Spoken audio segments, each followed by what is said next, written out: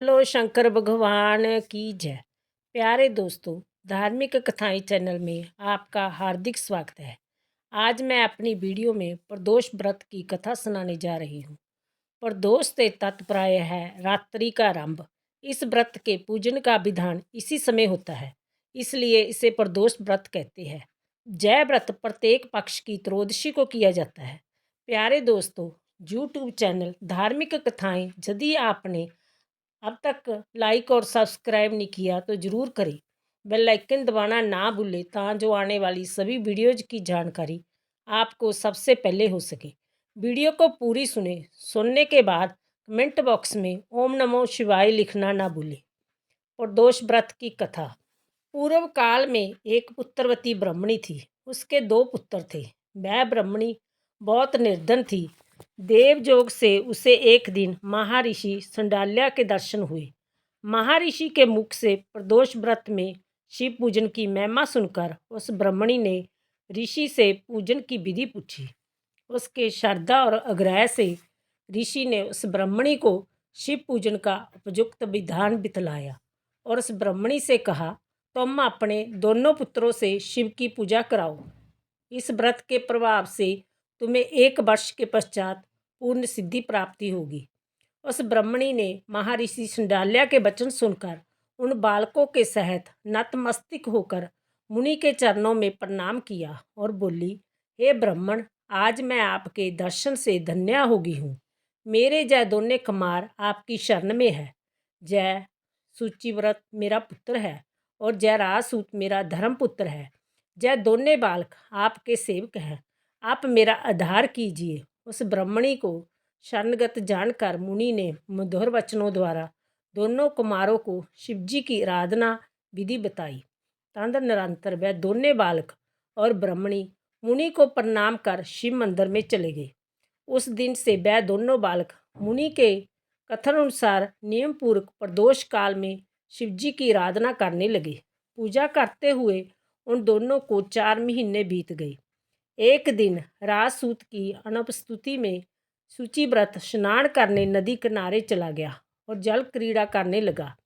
संजोग से उसी समय उसे नदी की तलहटी में चमकता हुआ धन का बहुत बड़ा कलश दिखाई पड़ा। उस धन पूरित कलश को देखकर सूचिव्रत बहुत ही प्रसन्न हुआ। उस कलश को वह सिर पर रखकर ले आया। कलश को भूमि पर रखकर वह अपनी माता से बोला, हे माता, शिवजी की महिमा तो देखो। भगवान ने इस घड़े के रूप में अपार संपत्ति दे दी है। उसकी माता घड़े को देखकर आश्चर्य करने लगी और राजसूत को बुलाकर कहा, बेटा, मेरी बात सुनो। तुम दोनों इस धन को आपस में आधा आधा बांट लो।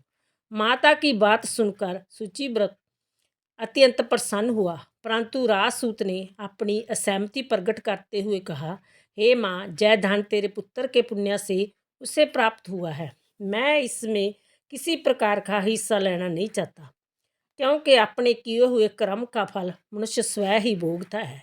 इस प्रकार शिव पूजन करते हुए एक ही घर में उन्हें 1 वर्ष व्यतीत हो गया।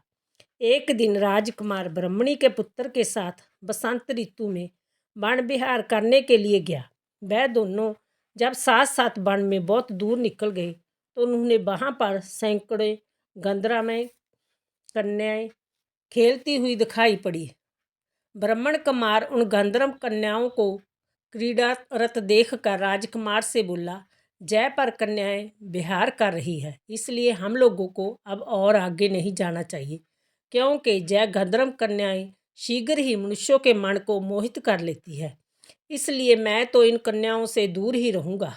परंतु राजकुमार उसकी बात अनसुनी कर कन्याओं के विहार स्थल में निर्भीक भाव से अकेला ही चला गया। उन सभी गंधर्व कन्याओं में प्रधान सुंदरी उस आए हुए राजकुमार को देखकर मन में विचार करने लगी कि कामदेव के समान सुंदर रूप वाला जय राजकुमार कौन है।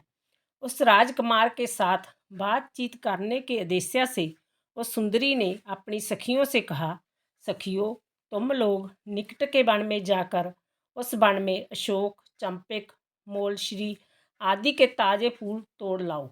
तब तक मैं तुम्हारी प्रतीक्षा में यहीं रुकी रहूंगी।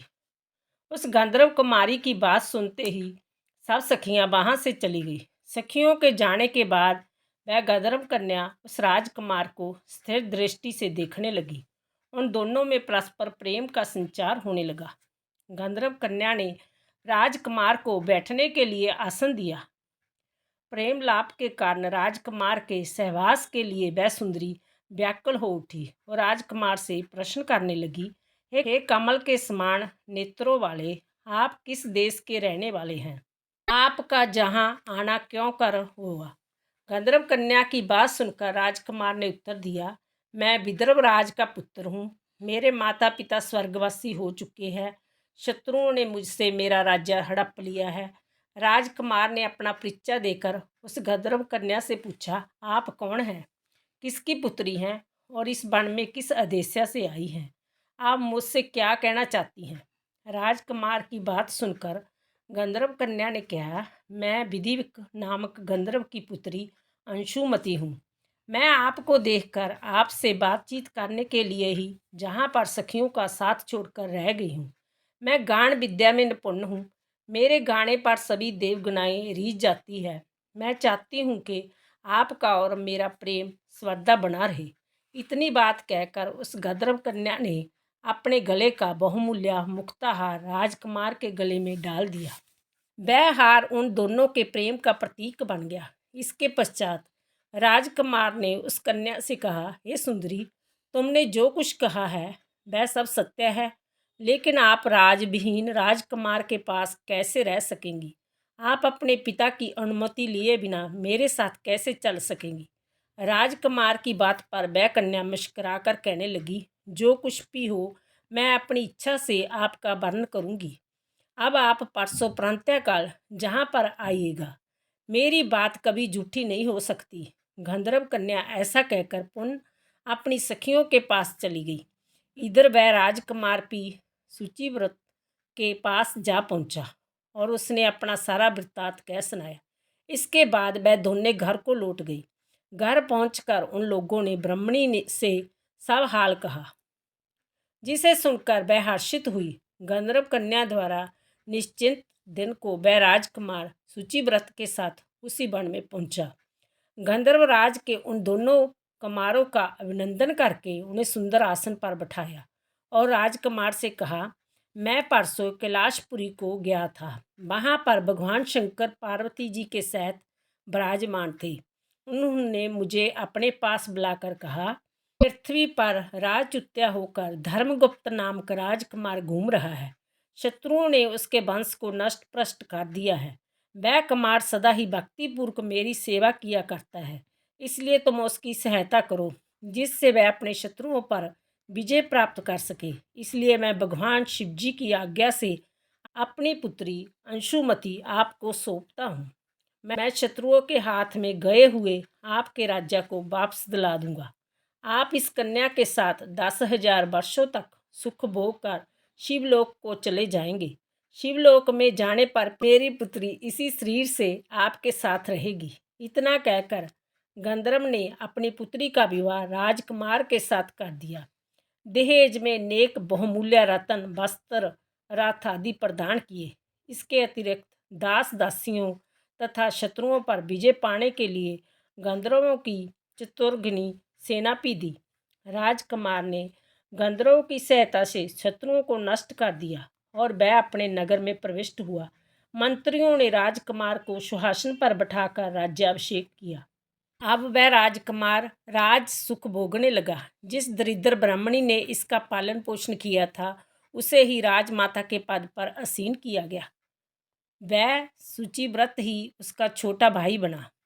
इस प्रकार प्रदोष व्रत में शिव पूजन के प्रभाव से वह राजकुमार दुर्लभ पद को प्राप्त हुआ। जो मनुष्य प्रदोष काल में अथवा नित्य ही इसी कथा का श्रवण करता है, वह निश्चित ही सभी कष्टों से मुक्त हो जाता है और अंत में परम पद का अधिकारी बनता है।